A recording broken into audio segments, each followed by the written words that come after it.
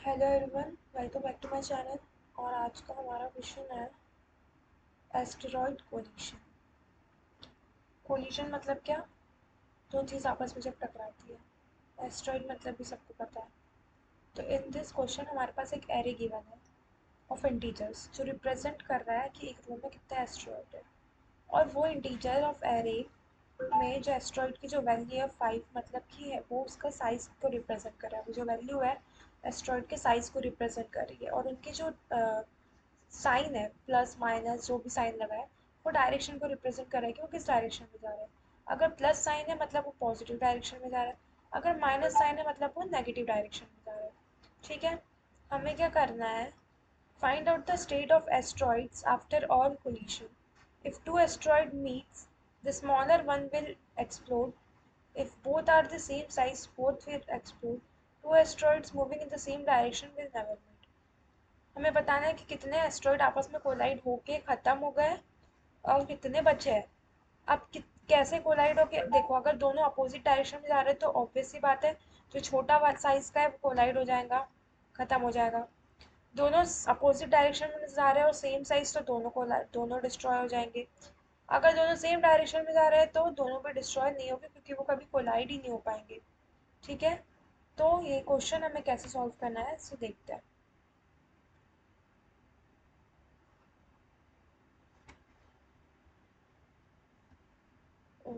Wait a minute.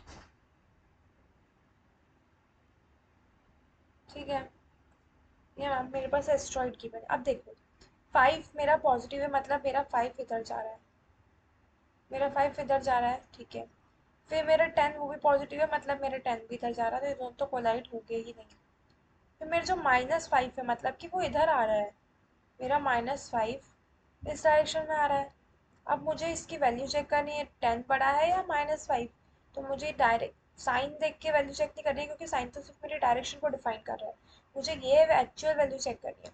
तो obviously बात है मेरा 10 बड़ा है, तो ये मेरा क्या हो जाएगा, ये यहाँ पे डिस्ट्रॉय हो जाएगा। और मेरा आउटपुट क्या आ जाएगा, मेरा आउटपुट आ जाएगा 5 एंड 10। और यही मेरे को रिटर्न करना है, ये 5 और 10 ही मुझे रिटर्न करना है। देखो 5 10 आया आउटपुट। अब कोई और क्वेश्चन, कोई और एग्जांपल ले लेते हैं, समझ लो। ले लेते हैं वही 5 ले लेते हैं, 10 ले लेते हैं, -7 ले लेते हैं, 15 ले लेते हैं, 5 ले लेते हैं, -5, 20 ले लेते हैं। ठीक है, 5 इधर है मतलब मेरा इधर जा रहा है 5। ठीक है, 10 भी मेरा इधर जा रहा है। ठीक है, ठीक है भाई, ठीक है कोई बात नहीं। 7 मेरा इधर जा रहा है विथ अपोजिट डायरेक्शन में जा रहा है विथ नेगेटिव साइन। 7 मेरा छोटा है, 10 बड़ा है, तो ये मेरा हो गया डिस्ट्रॉय। ये मेरा हो गया यहाँ से डिस्ट्रॉय। बचा 15, 15 भी इधर जा रहा है। ठीक है भाई, आप भी चाहिए। फिर आ गया -5, वो इस डायरेक्शन में। -5 छोटा है या -5, 5 छोटा है या 15, 5 छोटा है।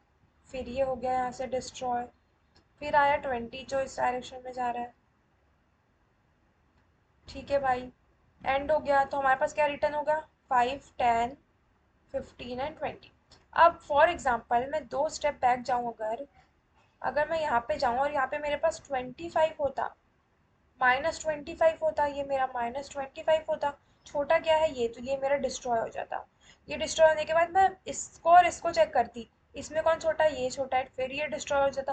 फिर इसको चेक करती, फिर ये डिस्ट्रॉय हो जाता। मेरे पास क्या बचता, क्या बचता मेरे पास, -25 जो कि इस डायरेक्शन में जा रहा है, 20 जो कि इस डायरेक्शन में जा रहा है। ठीक है, यही बचता ना मेरे पास, यही बचता। ठीक है, तो वापस इस एग्जाम्पल को लेके समझते हैं। देखो एक सेकेंड।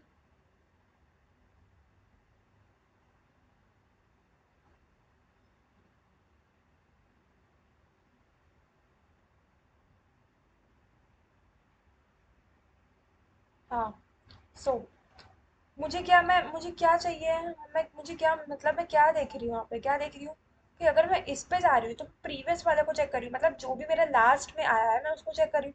5 में जा रही हूँ तो मैं लास्ट वाले को चेक कर रही हूँ जो मैंने लास्ट इंसर्ट कराया है। तो ये मुझे एक डेटा स्ट्रक्चर याद दिला रहा है। हाँ, लीफो।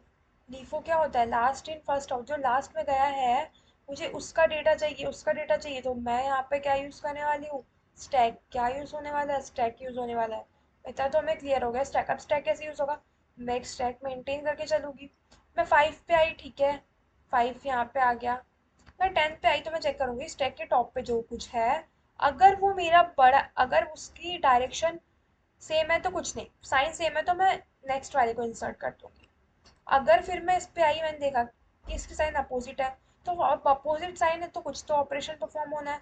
उसके बाद मैं चेक करूंगी कि क्या मेरे स्टैक के टॉप पे जो कुछ है अगर वो बड़ा है तो मैं जो ये वैल्यू है मैं इसी को डिस्ट्रॉय कर दूंगी, इसी को डिस्ट्रॉय कर दूंगी। लेकिन अगर ये मेरी जो वैल्यू, अगर यहाँ पे ये -15 होता तो मैं स्टैक के टॉप पे जो उसको पॉप कर देती। फिर 5 के साथ चेक करती क्या वो अभी भी मेरी करंट वैल्यू से छोटा है, तो फिर मैं इसको पॉप कर देती और मैं इसको इंसर्ट कर देती, डेट इज -15। ठीक है। आई होप सो आपको समझ गया और मैंने बहुत ही इजी तरीके से आपको बताया है। एक दो बार वीडियो को और देखना, समझ आ जाएगा। कोड पे जाता है। मैंने एक स्टैक लिया, मेरा जो एस्ट्रॉइड एरे है उसमें मैंने आइट्रेट करा। एक मैंने बूलियन अलाइव ले लिया है जो बता रहा है कि ट्रू, मतलब इनिशियली अभी ट्रू है। फिर मैंने अपनी बेस केस लगाई कि स्टैक एम्प्टी नहीं होता और जब तक आई मेरा लेस देन 0 है और स्टैक का जो पीक में है मतलब टॉप वो ग्रेटर देन 0, तब तक मैं एक लूप चलाऊंगी। अब लूप के अंदर मेरा मेन काम हो रहा है, अगर स्टैक के टॉप में जो कुछ है वो मेरा छोटा है -5 से, छोटा, मैंने यहाँ पे -5 क्यों लिया है देखो, क्योंकि अगर मैं सिर्फ आई लेती तो -5 और 10 में से ही किसको बढ़ावा, मतलब किसको कंपेयर करता, मतलब पूरे -5 की वैल्यू को ले लेता और 10 को बड़ा दिखा देता। इसलिए मैं इसको प्लस करके फिर ये मैं जो बेस वैल्यू है वो कंपेयर कर रही हूँ, इसलिए मैंने यहाँ पे -1 लिया है। स्टैक के टॉप पे जो अगर वो छोटा है तो मैं उसको पॉप करके कंटिन्यू कर रही हूँ। अगर दोनों इक्वल है तो भी मैं उसको पॉप कर दे रही हूँ क्योंकि दोनों मेरे कोलाइड होके दोनों डिस्ट्रॉय हो जाएंगे। और अलाइव को कर दे रही हूँ फॉल्स और वहीं पे मैं ब्रेक कर जा रही हूँ। लेकिन अगर ऐसा ये दो केस मेरे, लेकिन अगर ये दो केस ट्रू नहीं हो रहा है, विच मीन्स कि मेरा मतलब कि मैं, एक तो मेरा सेम साइन है और मुझे उसको स्टैक में पुश करना है, कोई ऑपरेशन परफॉर्म नहीं हो रहा है, अगर मेरा लाइव ट्रू है तो मैं उसको स्टैक में पुश कर दे रही हूँ। अब मेरा ऑपरेशन परफॉर्म हो गया, अब मुझे आउटपुट देना है, आउटपुट मुझे एरे के फॉर्म में देना है। तो मैंने क्या करना है, स्टैक के साइज का एक एरे बना लेना है क्योंकि स्टैक का जितना साइज होगा उतने ही मेरे एस्ट्रॉइड्स बचे होंगे। स्टैक में आइट्रेट करके हर एक एलिमेंट को निकाल के रिजल्ट के एरे में मुझे पुट करके एट लास्ट मैं अपने रिजल्ट एरे को रिटर्न कर दे रही हूँ। ओके, ठीक है। देखो टेस्ट केसेस भी सारे पास हो रहे हैं, मतलब कि कोड भी सही है। So thank you guys, thank you for watching.